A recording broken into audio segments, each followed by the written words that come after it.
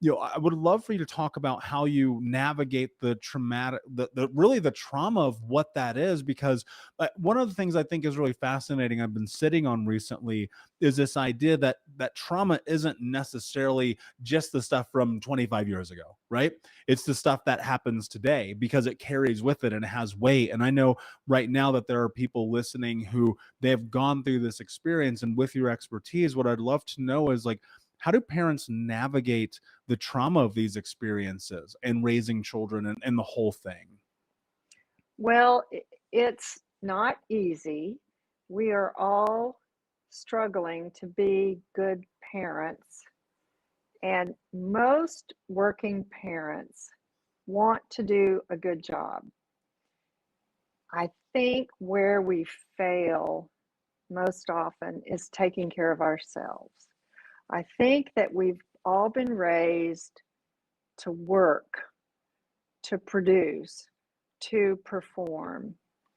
And parenting is not like that. Parenting is more being present, listening, asking questions. I had to learn to settle down when I was around my kids. I had to learn to turn off that high stress, intensive care mind and enjoy bath time and reading books before bedtime. I had to quit thinking about the research paper that I was behind on and enjoy dinner time and talking about their day at school. Um, so I think the simplest answer to your question is we try to do more work than is possible, and we don't allow ourselves free time to be parents. Now, having said that, every now and then our kids are going to act up and we're going to respond to that. And whether we're tired or whether we're hungry or whether we're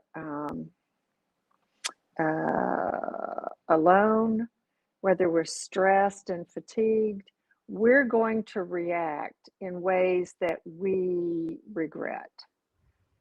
And we are, as parents, are going to have to say, oh, wow, that is not what I wanted to do.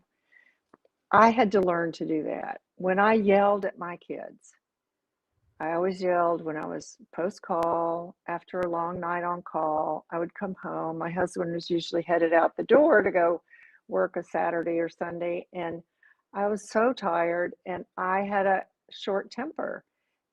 And when I yelled at my kids, I instantly felt bad. I instantly knew that it was the wrong thing to do, even though that's how I was raised.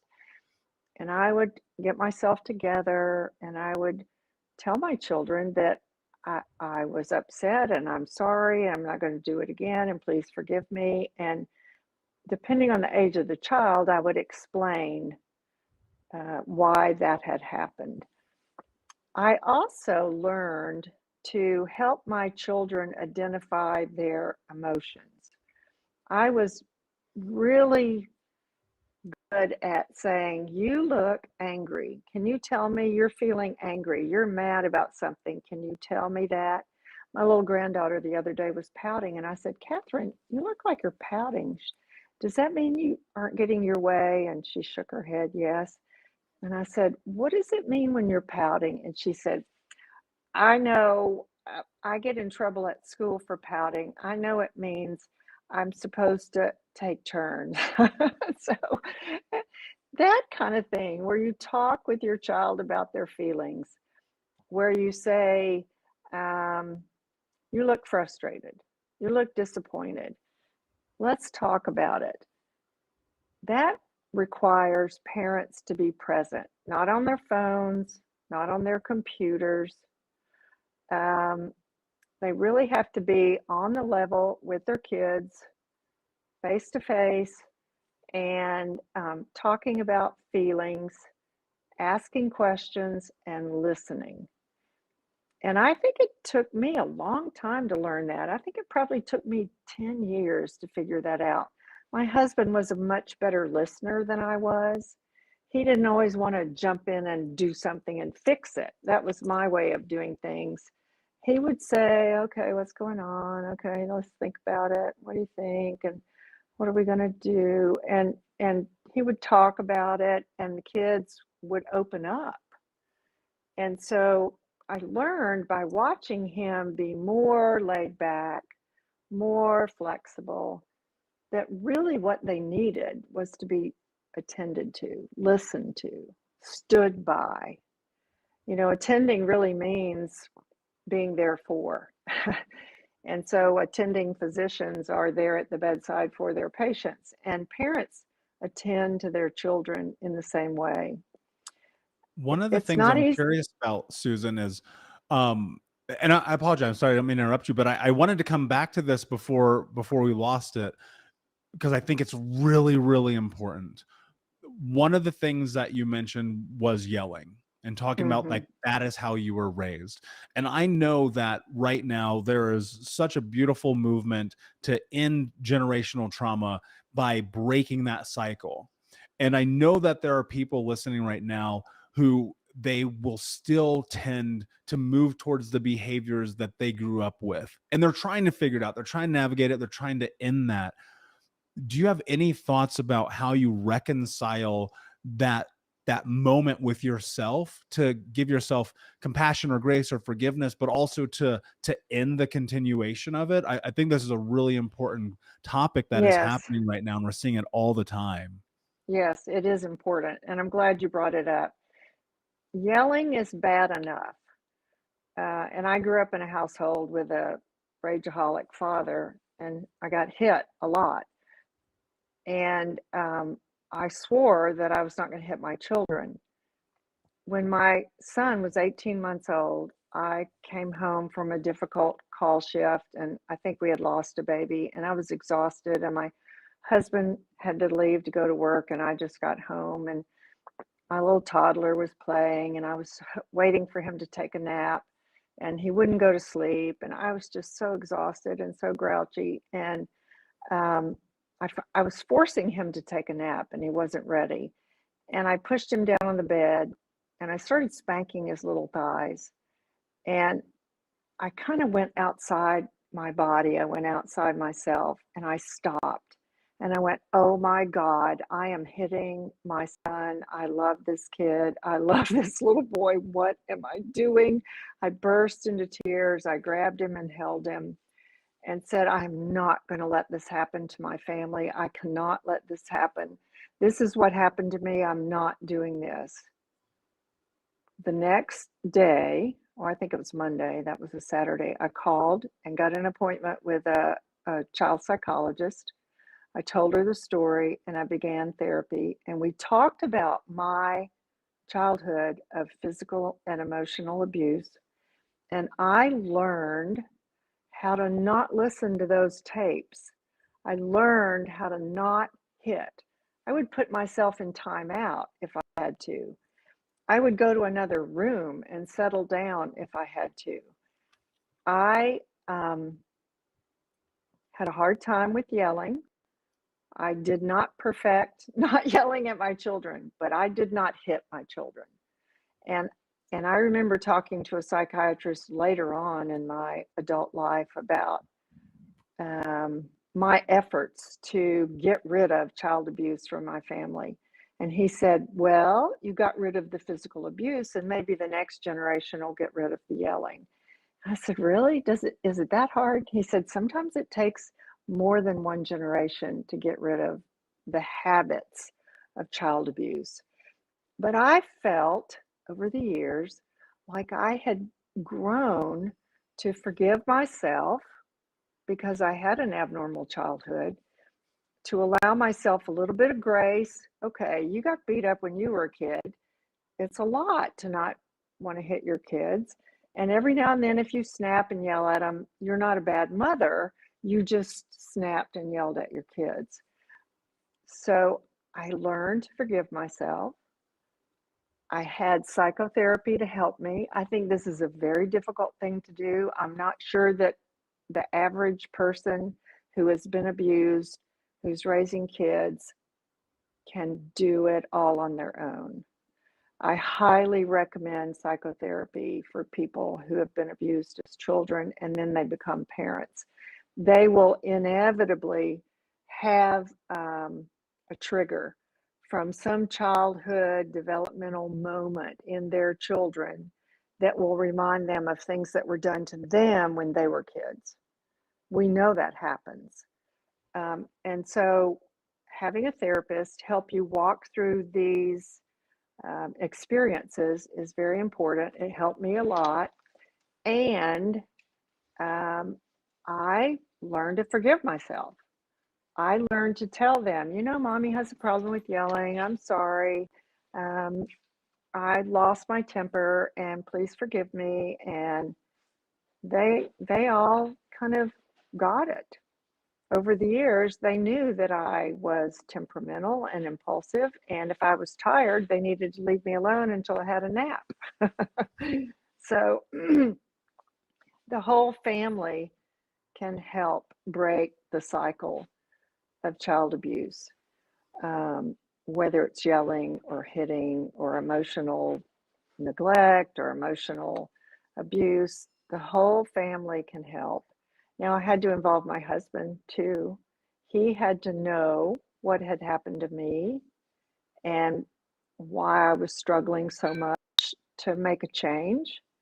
He needed to understand that. He could give me a look, and that look meant go in another room and settle down. And so I learned that he was my ally.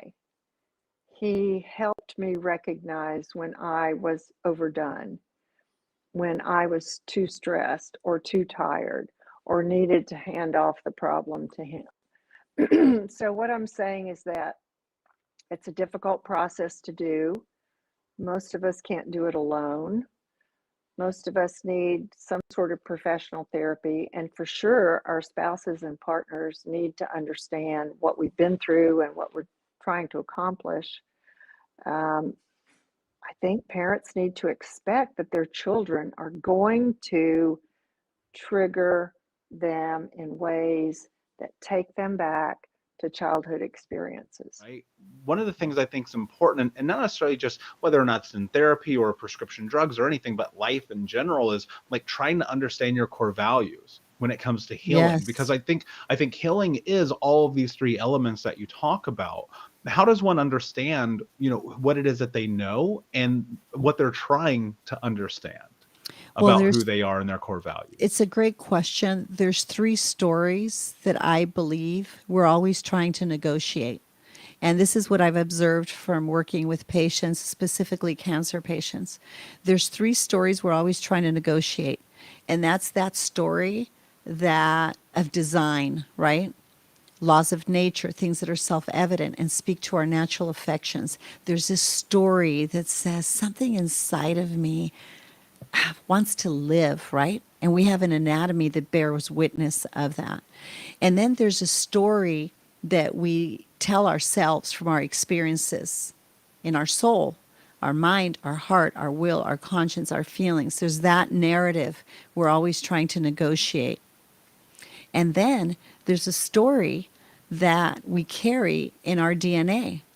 Our stories don't begin at home. They begin in the home of the home of the home of our parents, parents, parents. So 3-4 generations deep. There's a work of recall healing and Dr. Hammer from German New Medicine, expounded upon by Dr. Gilbert Renaud, recall healing, that really speaks in powerful ways to that. So there's a story of that of our very constitution, substantiated and well explained by laws of nature, things that are self-evident again and speak to our natural affection. There's the stories we tell ourselves from our experiences and the ideas and the thoughts that we got from our families of origin and our experiences. By the way, starting from conception, right? And in the womb and our first formative years of life and throughout. And then the stories of our anatomies. And I think reconciling those three stories is where we find incredible freedom. For example, with you, Michael, something in you knew intuitively that, I don't know, this isn't right. So you used all kinds of means and methods, right, and resources to silence that, to mitigate that, to reconcile that. And they weren't productive. So at some point, you decided, you know what, this is not for me. So I'm going to just bring an end to it all. And somehow, as Providence would have it, you weren't successful in that attempt. Call it whatever you want, divine intervention, chance, accident. I think it's because look what you're doing now. I think it was divine intervention personally. But then you have the reality of the heritage that you bring to bear and the legitimate experiences that are in your tissue. The issues are always in the tissue, right? Tissues, and that are very real. And the disparity between this hunger of your soul, this thing of what's happening in my life, right? That you're negotiating through these experiences you have, and the trauma that you're bringing in from these generational patterns, right? The disparity between those things is where we find the anatomy of disease and addictions and all these things. So what happened at some point, you reached bottom. And I love how you address that and you talk about the reaching rock bottom. That rock bottom is really a beautiful and wonderful and great place to be. And we were talking about this a little bit ago because there's nowhere else to go but up. If you can just accept that, hey, this is rock bottom for me, whatever that is for you, individual, or for a listening audience, if you can recognize, hey, there's only one other place I can go from here, and that's up, right? Because I can't get any lower than this. We all have different margins, right? But then you begin to decide, you begin to choose, you begin to dig, you begin to learn, you begin to turn every stone, you begin to reach out. Like you were talking about earlier, looking for mentors, looking for information. We have the web now, we have the internet, we have YouTube, we have amazing resources at our disposal. We have amazing counseling, amazing podcasts to listen to. So there is no excuse why we have to give in to the disparity of whatever situation we find ourselves in. Nobody takes our life from us. We give it away. Yeah. And what I'm curious about, I had this question just pop into mind. What do you think is the biggest misnomer or misconception that people have about their own mental health? That it's inherited, that there's no way out without medication, that they're the victims of circumstances. I think the most tragic bit of information that people believe are the lies of why they find themselves in the situations they find themselves. I think people don't realize how powerful they are. I think people do not understand that thoughts have power and words have authority. It's one thing to have thoughts that are limited, but it's another thing to begin to speak them into being. Words have power. Thoughts have power. Words have authority. We have to be very careful about the things we speak. We're better off asking questions, seeking information to get us out of situations that we find ourselves in than we are to get together with a friend over a beer or a glass of wine and continue to complain. Or we have very sophisticated ways of complaining, right? Fancy and sophisticated ways of complaining. But it's tragic because those would seem like nominal conversations or relatively insignificant, just shooting the breeze with somebody, they have devastating consequences in your entire constitution and in your life. We'll be right back to today's show. But first, I need to ask you a question. Are you feeling stuck? Are you feeling like you don't have the support to go to the next level in your healing journey? Are you feeling like you wish you had a little bit more support from not only myself, but the Unbroken Nation? Well, my friend, I want to invite you to come and join our live weekly coaching sessions in Think Unbroken. All you have to do is go to Keys, Keys, keys.thinkunbroken.com to sign up and join us today with 100% money back, no questions asked, guaranteed, and no contract or commitment. Every week for the next year, you can come and be a part of our live coaching sessions each Monday as we dive deep into not only answering your questions, but questions from the Unbroken Nation, and help you take all of the information that you learn in the podcast, in the courses, and other areas of this journey, bring them into your life and use it in a way that is practical, life-changing, and transformative. So my friend, join us at keys.thinkunbroken.com, and we will see you this Monday. I would love to know what those are, because like knowing that this is primarily something that is a conversation geared towards mental health, how do you know? Because I think there's red flags that you may notice within yourself that could be a causation of going, okay, there might be something here about me that I actually really need to like suss out. What would you consider to be a red flag? Oh, from a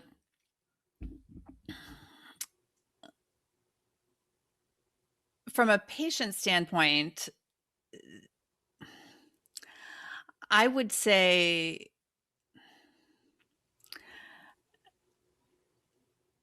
maybe multiple joint pain. Like it may not seem like a big deal, but just like some overall stiffness. So people with anxiety and often in depression too will really be limited at their necks.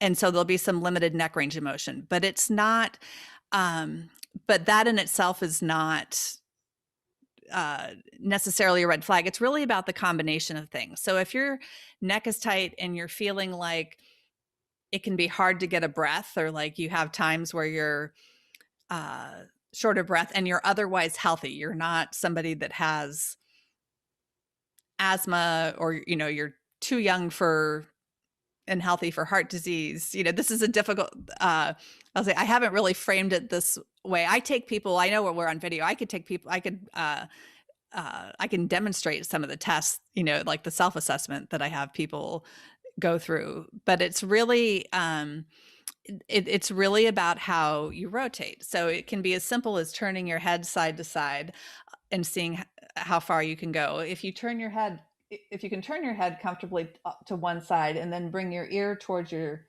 chest in that position, you should be able to flex forward 45 or 50 degrees. If you hit a brick wall right at the top and you can barely bring your ear towards your chest, that would be one small red flag, or maybe one yellow flag. And then if you're looking at shoulder motion, like if you put your arms up like goalposts and rotate them down, you should be able to go about 70 degrees on each side, you know, and without bringing your shoulder blades up over the tops of your shoulders. And if you're not able to, you know, if you're only rotating 20 or 30 degrees down and you don't have any shoulder pathology going on, I would consider that another red flag. If you give yourself a hug and with your weight really even on your sit bones and rotate your body side to side, you should be able to go at least 45 degrees. 60 degrees is considered normal, but I don't fuss too hard over 45 degrees. But if you are really having a hard time rotating in those directions, that is one way. The perhaps the easiest way to really self-assess this, though, is through breath. And so even if you just put one hand, I'll have you do this and you can tell me how you feel with it. But if you put one hand over your heart and take the other hand and try to put it on the backside of your ribs. If you can get it to the backside of your heart, that's great. So just like the backside of your hand, and take a deep breath. Take a couple deep breaths in that position. And tell me, so do you feel how your ribs move your hand on the front of your chest when you breathe? Mm-hmm. What happens to your ribs on the back with your backhand? They're also moving. Okay, good. So a lot of people don't expand their ribs on the backside of their chest at all, like on the Yeah, and they're backside of their ribs. shallow breathing, right? And so It is. It's shallow breathing. It's upper chest breathing, and it's no back breathing at all. So the way that I discovered that, for lack of a better term, my vagus nerve was out of whack was because I actually could not take a diaphragmatic breath, meaning the biggest breath that I could take, was less than 2 seconds as an inhale. And in that time, it freaked me out really bad because I knew that I was under this immense amount of stress, and I knew that my life was kind of chaotic at the time, and I just uprooted myself and I travel across the world, and I was in this place where I was new and unfamiliar and stepping into a new trajectory and understanding and working through and navigating trauma. And I recognized one day, I was like, I can't breathe. And it was one of the most terrifying experiences that I had. On the backside of that, it lasted for 7 months. So someone listening right now, I know without question cannot take that breath. And all of the signs, just based off of the self-assessment, probably point to the idea that something is awry. How do you step into this place where you start to rectify and get back to what we would call normality or baseline in consideration of our human body? At the very basic level, I believe it's, I think one, there are very simple breathing exercises you can do to give your vagus nerve more space, and really just paying attention to your breath, practicing breathing, can be a huge thing. Going back quickly to what you were saying about your limitation inhaling, I guess for me that shows up more. I note more limitations exhaling. I find people's exhalations because they're like their lungs are overinflated. I think it's at some level, but in terms of just getting the first step is really just to have a conversation with your body and to learn how your body says yes and how your body says no. Because by the time you're in any kind of physical pain or anxiety or trauma response, your body is screaming no. And we do not have a language for communicating with our bodies. And I think really just tapping in and knowing that you're, and not dismissing your body as, your mind is a very slippery liar. Your body really holds your truth. There is a moment in which you have to understand that it's actually not your fault. And remove the blame that you give yourself, because without doing so, you carry that burden with you. And I think that is often the boundary between stepping into something that can be powerful in a healing journey and being stuck in that place where you feel like the world is against you. And that's such a battle. How do you begin to transform your own understanding of fault and blame and responsibility when you have been hurt in childhood? I think so. We hear this often, what you're saying, we need to not carry it with us anymore. And what you often hear is, the society, social media, which is very concerning, is telling us to heal because everyone wants to heal. It's the whole trend, and also a healthy trend, of course, to a degree. You need to forgive as well. And that will, with that, we bypass healing. That is very concerning, because when we forgive too soon without the acknowledgement of what was done to us, first of all, you cannot really forgive, because to forgive, we need to have self-compassion. Self-compassion we can only have when we acknowledge. It's not necessarily our parents who has to acknowledge it, as long as we, or I don't know, with the therapist, acknowledges what happened to you. Only then we can have self-compassion, and then we can forgive. But we need to go to those situations that the childhood, and that is complicated. That's why I also created a Heal Your Inner Child online course for people to understand. I give specific examples of what can go wrong. And you're mentioning now a couple of things, if you were sexually abused or you were beaten, etc. So these, at least, I'm not saying that it makes it more easy, but at least were visible things that happened as a child, at least. But I have a lot of clients, high functioning, with the amazing parents who are still together, and they haven't had a connection in their whole life. They're living in prison because they were manipulated by narcissistic dynamics, etc., for instance. And that is much more complex. So people, it would be amazing if with social media, we could go more specifically to childhood situations and people could start identifying situations. For instance, I have a client, I used to have a client, and he said, my childhood was great, everything was great. And then when we go deeper, turns out that the parent was very selfish. And so now he doesn't trust people. We need to acknowledge all these things because often, for instance, another example, Mike, I'm not sure if you've heard this one. I hear this often with people around me.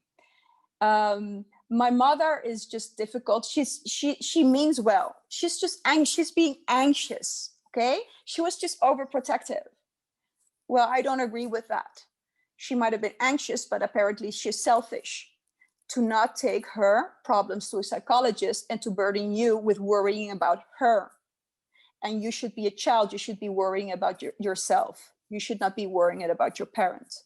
And that is traumatic. If you need to comfort your parents, that is not okay. It's robbing your childhood, etc. It has a lot of implications, but people are not aware of that.